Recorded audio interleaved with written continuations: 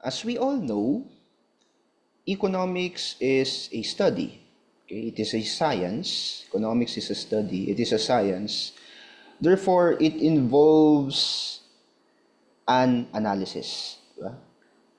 So it analyzes economic problems or ideas. However, when it analyzes economic problems, these economic problems are being analyzed in two ways. Yan yung tinatawag nating positive and normative economics. Okay? So yan yung two ways of analyzing economic problems and phenomenon.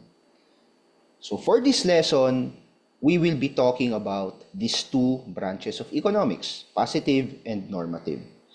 I-define natin sila, isa-isa, and then i-differentiate natin yung dalawang kinds of analysis na to.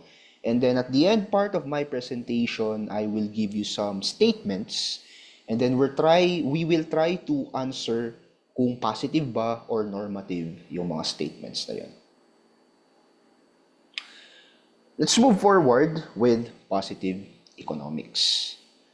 Sa positive economics, the way we analyze economic problems is objective. So, ibig sabihin yan, tinitignan lang natin yung facts. Ano ba yung facts based sa data na nag-gather? Ang tinitignan natin is understanding the cause and effect relationships of an economic phenomenon. So kapag ba tumaas ang GDP, anong nangyayari sa employment? So basically, predictive siya. Tinitignan natin yung what will happen. So sa positive economics, we are addressing the question of what is it that is happening? What is? Ano yung nakikita natin sa economic phenomenon? And what will be the outcome? Okay? Isa pang indicator ng positive economics is that sa positive economics, yung mga economic phenomenon can be objectively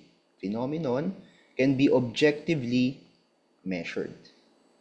Like for example, if we're just describing the GDP, the gross domestic product of a country, pwede yang ma-measure objectively. Kapag gusto lang natin tignan ng unemployment rate, that can be measured objectively.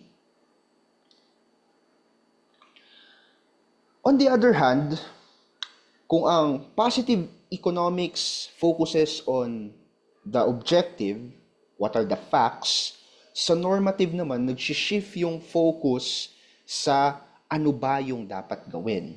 Okay? What actions ought to be taken. So dito, ang focus na natin is not objective but rather may value judgment. Okay? Judgment na nangyayari.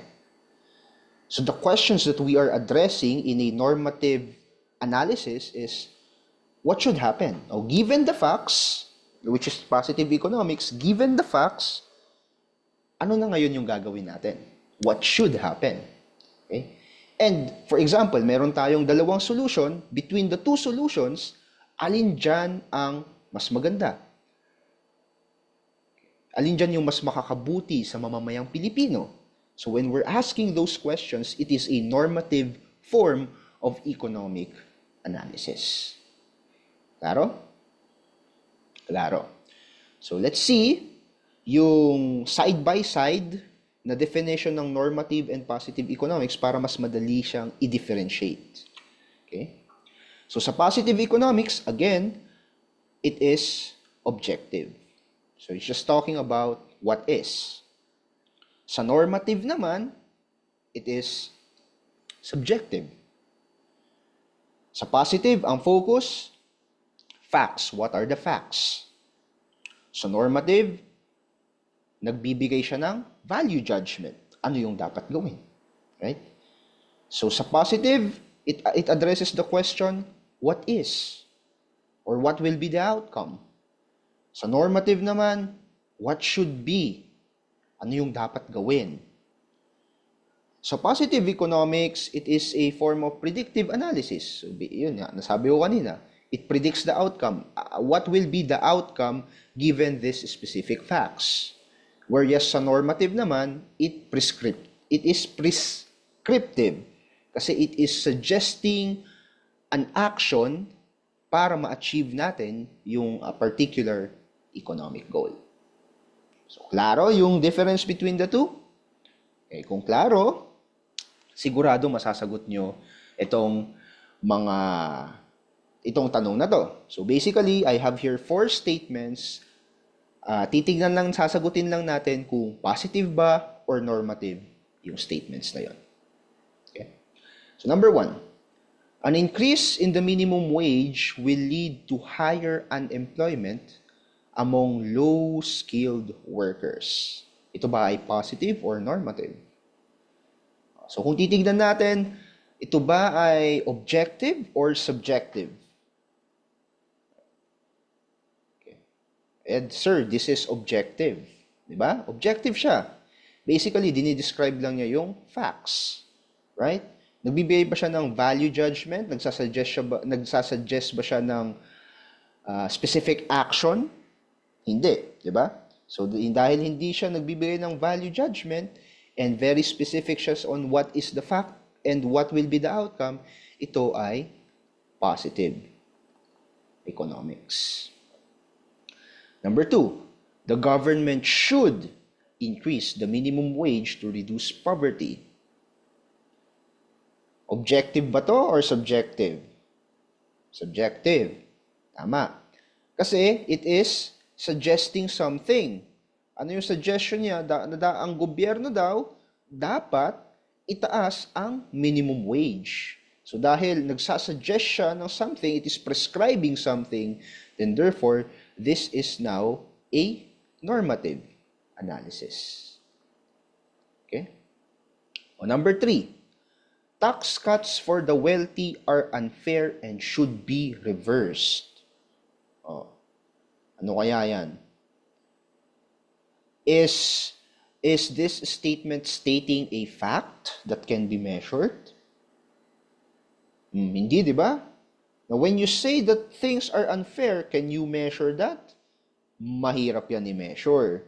So dahil hindi siya nagbibigay ng objective fact, therefore, but rather nagbibigay siya ng ethical label na unfair yon, this is normative.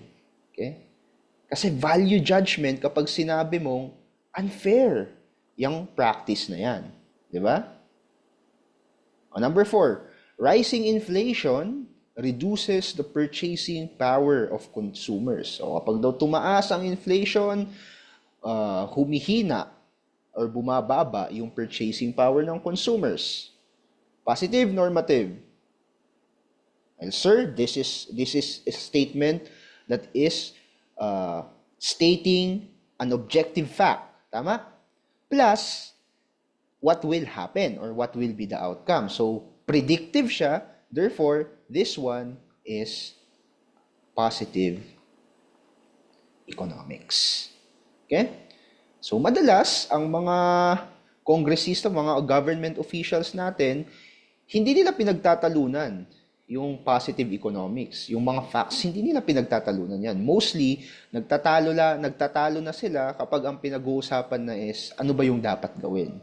Or yung mga kanya-kanilang paniniwala or value judgment. So, madalas, dito sila nagtatalo-talo dun sa normative analysis of economic problems. Okay? So, klaro? Isa pa pala, hindi ko nabanggit to kanina, pero very important, sa normative analysis, okay? Sa normative analysis,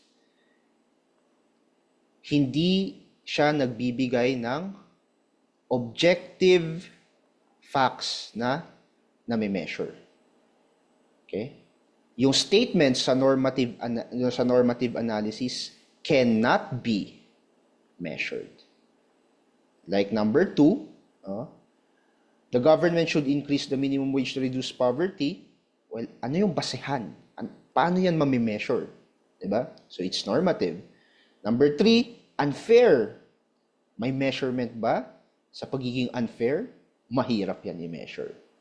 Okay? So, klaro yung difference between the two? Klaro.